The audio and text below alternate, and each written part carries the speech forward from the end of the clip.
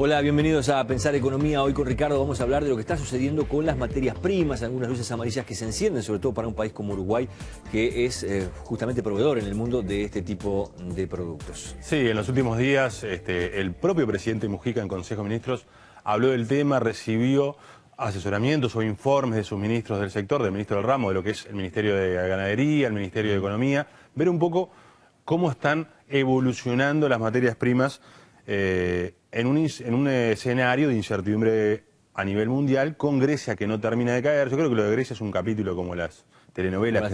Lo van estirando. Estirando. Yo creo que lo mejor sería tomar una resolución sobre Grecia y ver cuáles son los daños reales que debería haber, o sea, a nivel de los bancos que tienen deuda griega. Pero Grecia debería lamentablemente ir a un default, o sea, una cesación de pagos y probablemente abandonar la zona euro. Pero bueno, en definitiva eso se va estirando. ¿Qué pasa mientras las materias primas han sentido ese nerviosismo? Porque unos grandes actores del mundo hoy de las materias primas, que hace años no estaban, pero ahora sí están, son los grandes fondos especulativos, fondos que mueven miles y miles de millones de dólares, fondos que en un momento dicen, entro en un mercado, a los 3 días dice, salgo del mercado y salen y las con 500. son muy grandes. Exactamente, entonces se ha dado eso. Por un lado, lo que es la incertidumbre a nivel internacional, con esta situación de Grecia, con Estados Unidos que sale, pero no sale. Estados Unidos se ve un poco más fuerte que Europa, con lo que son las acciones de los fondos especulativos, que obviamente cuando ven que hay nerviosismo salen de todos los activos que no consideran los más seguros y van al efectivo o a los bonos del tesoro. Y por otro lado, algunos aspectos vinculados a lo que llaman los fundamentos, o sea, las causas, a las razones reales de oferta y demanda. Pero en definitiva, hoy está primando lo que tiene que ver con los aspectos financieros y especulativos. Y aquí yo vuelvo a traer un indicador de 19 materias primas que se debería, creo que el gobierno también lo tiene que seguir. Sigue la evolución de 19 materias primas. Yo puse 3 acá, puse por ejemplo oro, cobre, maíz, pero son 19 materias primas entre lo que hay granos, entre lo que hay metales, entre lo que está el petróleo. Y ahí te marca una caída en el último mes. Una caída muy pronunciada en el último mes. Fue de 13,9% la caída de este índice, se llama índice CRB de Reuters. Pero en el año cae 10,4%. Recordemos que en el año 2008 este índice, que había llegado a niveles muy altos cuando fue el boom, cayó 40%. Entonces, estamos en un escenario por ahora en el cual no hay un escenario similar al del año 2008 en cuanto a materias primas. Hay que ver si el desencadenante del 2008, que fue la caída de Lehman Brothers, por lo menos lo que empujó un poco la crisis, que fue que el gobierno de Estados Unidos a un banco muy importante como Lehman Brothers dijo, lamento, no hay más ayuda, lo dejo caer. Si ahora con esto de Grecia se genera una acción similar que lleve a los granos, a la leche en polvo, a los productos cárnicos, a la lana, a las materias primas que importan a Uruguay, ir en la misma dirección. Pero vamos a ver un poco... Sí, ¿qué pasó con los precios? Exactamente, ejemplo, ¿no? Vamos a ver qué ha pasado con los precios. Acá te marco un poco el escenario de los últimos 9 meses en cuanto a la evolución de los principales productos exportables del país. Y como vemos ahí, en el caso de la carne, que es como tal, como sector, es el que agrupa una mayor cantidad, hay un crecimiento casi de 20% en precios. Ahí estamos viendo en azul lo que es el movimiento, la evolución en dólares. Y en rojo, la evolución en volumen. Entonces vemos que en la carne y en la soja hay una evolución. Se exporta menos en cantidad, pero se ingresa más dinero. Es un componente precio. ¿Por qué pasa eso? Porque el precio es mayor. Después vemos que en lácteos hay una suba mayor en precios que en volumen. En cereales hay una caída en precios. Esto es primer semestre de este año. Eso no, primeros 9 meses de este año. 9 meses de este año. Exactamente. Después en madera hay una suba tanto en volumen como en precio.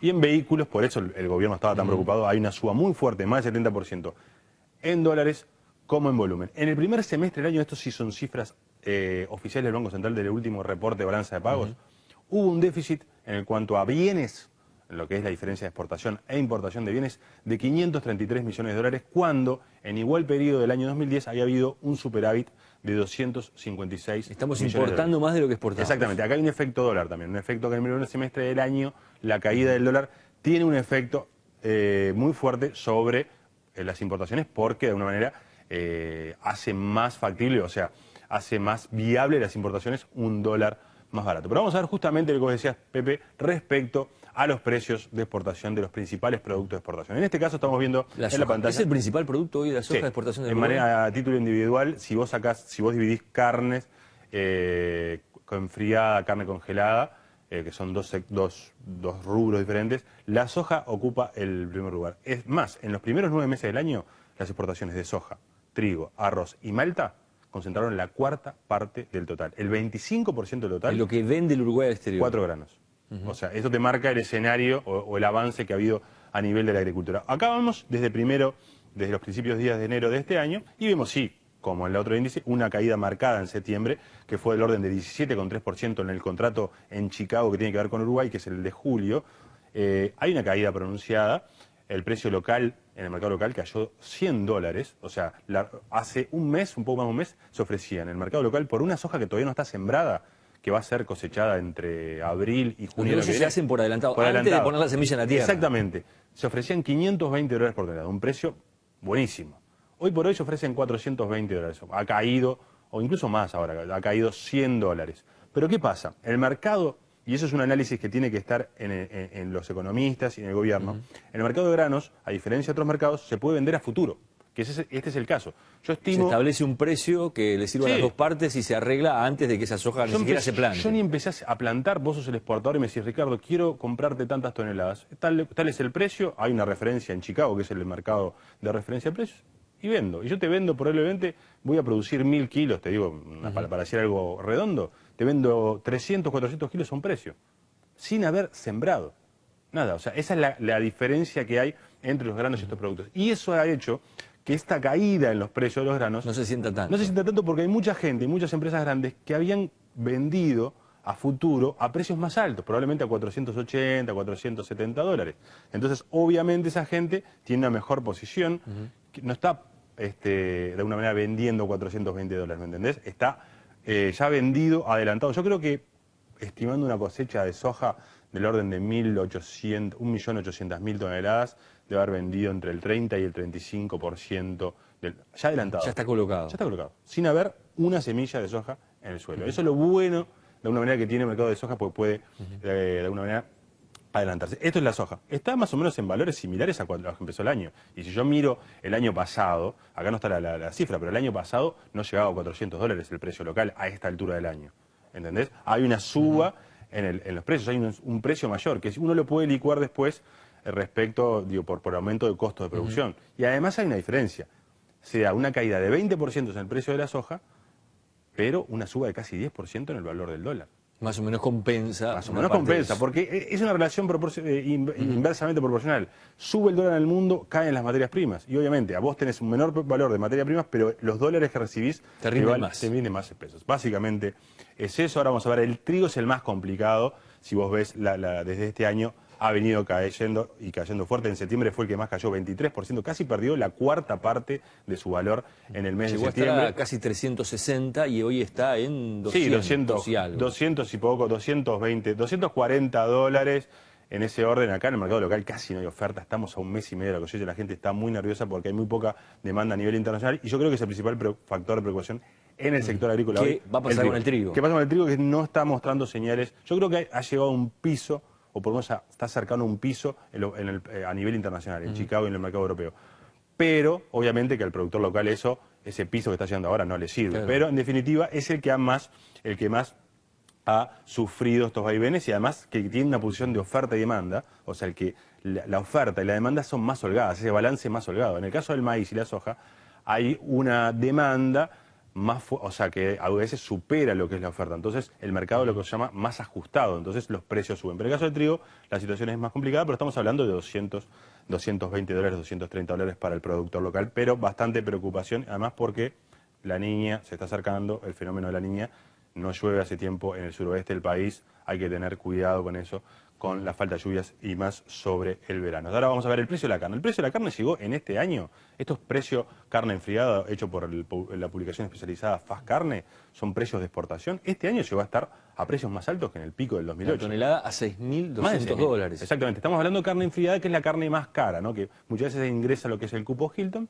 pero ahora sí, los últimos 3 meses ha habido una caída en el precio, pero estamos hablando de que están niveles todavía elevados. ¿Cuál es la principal preocupación? Europa. Europa está en una situación muy debilitada, el euro está llegando a testear los $1,30, eso hace más encarece las importaciones de Europa, y la situación en Rusia, que acá no se habla mucho, pero la situación en Rusia es complicada porque devaluaron mucho más el dólar que en Uruguay, y eso encarece las importaciones, y Rusia es el principal comprador de carne de Uruguay. Ahora estamos viendo lana. A veces gente me dice, ¿y eso es lana? Parece un pulpo, la verdad, pero es pero es lana. Pero ¿sabes por qué lo puse? Porque es una lana super merino, súper fina. El merino es la que tiene la raza con la micronaje más fino, y bueno, y es el que más ha sufrido la caída. El indicador de mercado del este, que es el principal indicador de Australia, cayó la semana pasada a su menor nivel desde enero, y cayó casi 11,8% en septiembre. Actualizando los datos a los últimos datos ya de octubre, hay una caída del orden de 17%, y los precios, si podemos poner el 4 de octubre, los precios del remate Australia del 4 de octubre están 30% por encima de igual fecha del año pasado. 30% por encima. O sea, estamos en valores muy altos para el precio de la lana.